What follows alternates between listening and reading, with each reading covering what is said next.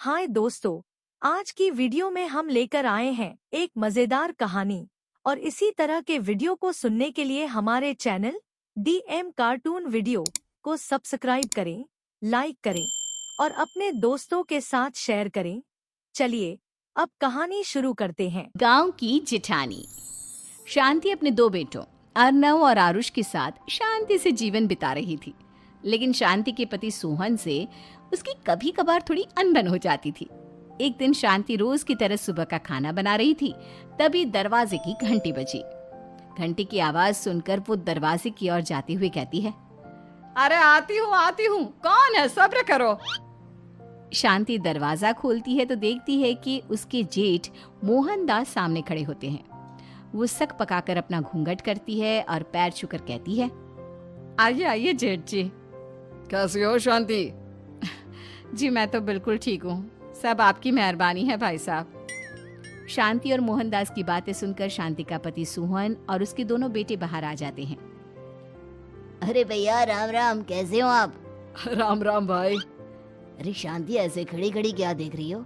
चाय कॉफी कुछ लेकर आओ, भैया आए हैं। शांति तेजी से रसोई की ओर आगे बढ़ती हुई कहती है, अरे मेरी माँ, गेट खोलने के चक्कर में मेरे तो चावल ही जल गए। वो दौड़ी दौड़ी रसोई में जाती है और देखती है कि सारे चावल जल गए हैं। वो दोबारा चावल बनाने में लग जाती है। इतने में सोहन आवाज लगाता है, अरे शांति, तुम्हारे चावल का रोना खत्म हो गया हो तो चाय ले आओ। जी लाती हूँ अभी। शांति जल्दी जल्दी चाय बनाती है और मोहनदास को चाय देती है। सब एक दूसरे की खैर खबर पूछते हुए चाय पीते हैं।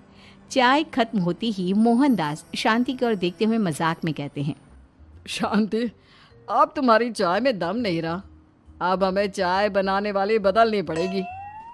ये कैसे मुमकिन होगा जेठ जी? घर और बाहर का सारा काम मुझे ही करना पड़ता है और कभी कभी जल्दी जल्दी के चक्कर में काम बिगड़ जाते हैं, जैसे आज चावल जल गए। अरे इसी का तो हल लेकर आया हूँ। मैंने रिश्ता देखा है अर्नव और आरुष के लिए। दोनों लड़कियां बहुत सुंदर और सुशील हैं। अगर आप दोनों इजाजत दें तो बात करूँ आगे। सोहन और शांति रिश्ते की बात सुनकर कहते हैं, अब ठीक है, बात चलाइए ना भैया, पर पहले लड़की के बारे में कुछ बताइए तो सही। हाँ भाई साहब, लड़की कैसी है, परिवार कैसा है, कहाँ के रहने वाले हैं? देखो, परिवार तो बहुत अच्छा है, पर वे दोनों लोग बहुत गरीब हैं। दहेज में कुछ मिलेगा नहीं। अरे हमें दहेज में कुछ चाहिए भी नहीं, बस लड़की संस्कारी होनी चाहिए। एक लड़की तो पढ़ी लिखी है और शहर की रहने वाली है, पर दूसरी अपनी गरीबी की वजह से पढ़ न सकी और गांव में रहती है। लेकिन दोनों है बहुत खूबसूरत। अगर तुम सबको देखते ही पसंद ना आ जाए तो मेरा नाम बदल देना। हाँ, पर तो हम आंखें मूंद कर भरोसा कर सकते हैं भैया। आप आगे बात चलाइए, हम शादी करने को तैयार हैं। कुछ ही दिन में अर्नव और आरुष की शादी हो जाती है। आरुष की शादी अनपढ़ लड़की मंजरी से हो जाती है, जो कि बहुत भोली भी होती है। और अर्नव की शादी पढ़ी लिखी लड़की तनुजा से हो जाती है, जो कि घमंडी और चालू होती है। एक दिन मंजरी घर के काम कर रही थी कि अचानक शांति उसे आवाज लगाती है, बड़ी बहू, ओ बड़ी बहू, मंजरी जल्दी यहाँ आओ। मंजरी जल्दी जल्दी शांति के पास जाती है। बेटा मेरे पैर दबा दे, बहुत दर्द हो रहा है। जी माँ जी, बस बर्तन धोकर आती हूँ। अरे बैठ यहाँ, मेरे पैर में बहुत तेज दर्द हो रहा है। बर्तन छोटी बहू धो लेगी। मंजरी शांति के पैर दबाने लगती है तो शांति तनुजा को आवाज लगाती है, छोटी बहू, ओ छोटी बहू। तनुजा थोड़ी देर से आराम से चलकर आती है। जी माँ जी, आपने बुलाया मुझे? आपको कोई काम था क्या? तू कुछ काम कर रही है या? शांति की बात काटते हुए तनुजा बोलती है, कुछ नहीं माँ, फोन पर अपने घर पर बात कर रही थी। अरे बाद में बात करियो अपने घर वालों से, पहले जाके बर्तन धो ले। तनुजा मुंह बनाते हुए अपनी जिठानी की ओर देखती है और मन ही मन कहती है, ये महारानी वहाँ बैठी है, ये नहीं कि बर्तन धो ले। मैंने इतनी पढ़ाई बर्तन धोने के लिए की थी क्या? तनुजा दांत पीसकर वहां से चली जाती है। अगले दिन सब दफ्तर चले जाते हैं, तभी डाकिया चिट्ठी लाता है। शांति चिट्ठी लेकर मंजरी से कहती है, बड़ी बहू, जरा छोटी बहू को बुलाना, एक चिट्ठी आई है। मेरी तो आंखें कमजोर है तो मुझसे पढ़ा नहीं जाएगा। मंजरी तनुजा के पास जाकर कहती है, तनुजा, तुम्हें माँ जी बुला रही हैं। मुझ पर हुक्म मत चलाओ, काम बताओ काम। अरे मैंने तुम पर कहाँ हुक्म चलाया, और हुक्म चला भी दूंगी तो क्या हुआ, तुम तो मेरी छोटी बहन की तरह हो ना। तुम जैसी अनपढ़, जाहिल और गांव की गवार मेरी बहन नहीं हो सकती।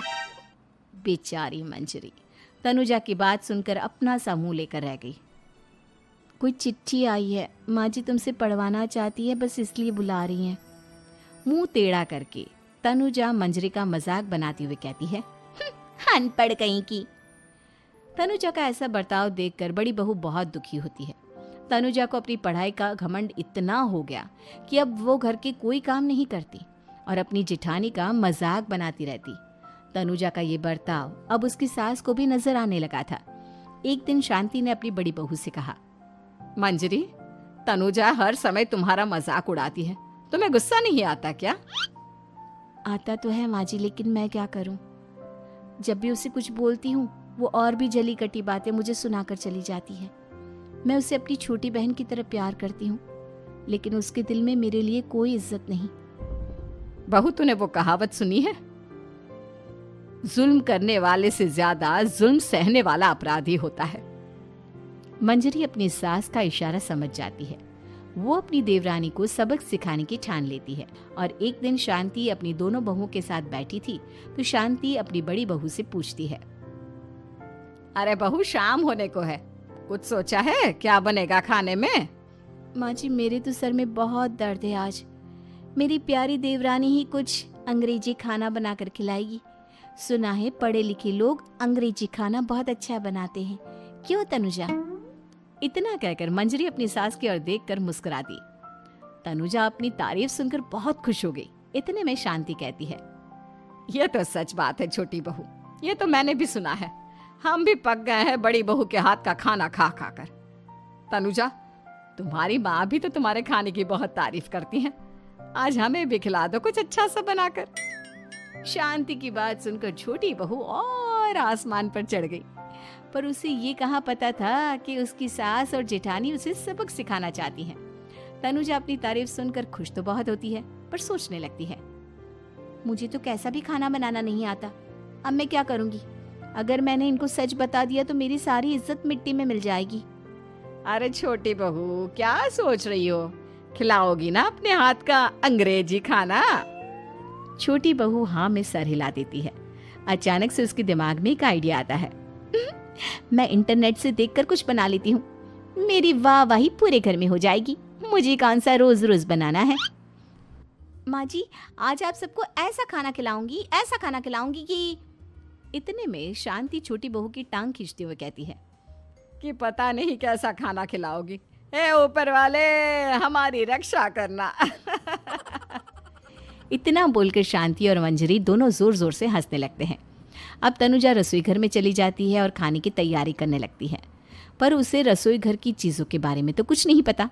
जैसे तैसे सारी चीज़ें निकालती है और इंटरनेट पर देखकर खाना बनाती है। कुछ ही देर में सब लोग घर आ जाते हैं। अरे सुनते हो, आज का खाना हमारी छोटी बहू बना रही है। अरे वाह, आज तो फिर कुछ अंग्रेजी खाना खाने को मिलेगा। कुछ ही देर में खाना बन जाता है तो छोटी बहू सबका खाना लगा देती है। इतने में बड़ी बहू कहती है, क्या बात है देवरानी जी, आज तो बहुत अच्छी खुशबू आ रही है। ये बात तो सही कही बड़ी बहू तूने, खुशबू तो अच्छी है, ऐसी खुशबू तो मेरे खाने में भी नहीं आती। सब मिलकर छोटी बहू की बहुत तारीफ करते हैं और छोटी बहू 7वें आसमान पर बैठ जाती है। अब सभी खाना खाते हैं। जल्दी जल्दी दो, अब तो मुंह में पानी आ रहा है। हाँ हाँ, मुझसे भी नहीं रुका जा रहा। जैसे ही सोहन एक निवाला खाता है तो उसकी आंखों से पानी आने लगता है। ये देखकर शांति सोहन से पूछती है, क्या हुआ जी, खाना इतना अच्छा बना है कि आंखों से पानी आ गया? सोहन चुप रहता है और धीरे धीरे से खाना शुरू कर देता है। इतने में सोहन छोटी बहू से कहता है, बेटी तुम भी तो खाओ, तुम क्यों रुकी हो, खाना सच में बहुत अच्छा है। ये कहकर सोहन जोर से हंस देता है। फिर सब खाना खाने लगते हैं, लेकिन खाने में नमक और मिर्च तेज हो गई थी। तनुजा से कोई कुछ नहीं बोलता, बल्कि उसे भी खाने को कहते हैं। जैसे ही छोटी बहू खाना खाती है वो पानी पानी कहकर चिल्लाती है, पानी, इसमें तो पानी। ये खाना तो सच में इतना अच्छा बना है कि हमारे साथ साथ देवरानी जी भी इसके स्वाद को कभी नहीं भूल पाएंगी। सही कहा बहू। तनुजा को अपनी गलती का एहसास हुआ और उसने अपनी सास से कहा, माँ जी ये मेरी गलती नहीं है, इंटरनेट पर दिखाया था कि 4 चम्मच नमक और मिर्च डालने हैं। अब मंजरी को भी मौका मिल गया और उसने तनुजा पर तंज कसा। नाच न जाने आंगन टेढ़ा, हर जगह अपनी पढ़ाई दिखाती हो, दूसरों का मजाक उड़ाती हो। अब पता चला ना, हर चीज़ में पढ़ाई काम नहीं आती। और तुम तो शहर में रही हो, तुम्हें तो मुझसे भी अच्छा खाना बनाना आना चाहिए ना। बेटा, अगर तूने ठीक से सब सीखा होता तो आज तुझे शर्मिंदा नहीं होना पड़ता। बात शहर या गांव की नहीं होती। मंजरी गांव से आई है, लेकिन उसे घर का काम करना और खाना बनाना सब अच्छी तरह से आता है। तुम शहर में रही हो, तुमने ये सब क्यों नहीं सीखा? छोटी बहू सर नीचा कर सबसे माफ़ी मांगती है और बहुत शर्मिंदा होती है। दीदी मुझे माफ़ कर दो, मैंने आपको बहुत बुरा भला कहा, पर आपने मुझे हमेशा ही माफ़ किया। आज मुझे अपनी गलती का एहसास हो गया है। अब दोनों बहुएं मिलकर घर का काम करने लगी और एक दूसरे को अपने गुण बांटने लगी। मंजरी ने अपनी देवरानी को खाना बनाना और घर का काम करना सिखाया, वहीं तनुजा ने भी अपनी जिठानी को पढ़ना लिखना सिखाया। शांति और सोहन ऐसी बहुएं पाकर बहुत खुश थे।